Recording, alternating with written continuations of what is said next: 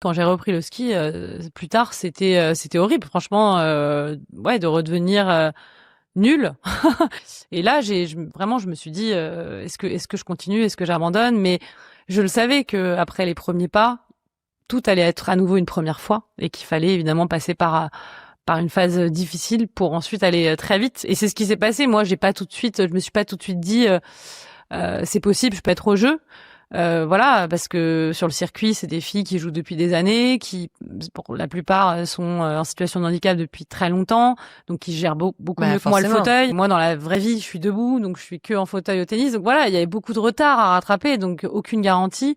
Et je pense que c'est vraiment au bout de 2 ans où voilà, j'ai commencé à rentrer dans le top 15 mondial, à faire premier grand chelem. Premier grand chelem, c'était pas du tout gagné. Enfin, moi, je parlais que des jeux. Je m'imaginais pas, par exemple, que j'allais pouvoir faire Roland-Garros un jour, qui est mon tournoi qui m'a donné envie de jouer au tennis. Donc, c'est quand j'ai commencé à me sentir légitime, que là, je me suis dit, OK, c'est peut-être possible et en fait, je vais pas me contenter seulement de faire les jeux. Je vais essayer d'aller chercher une médaille.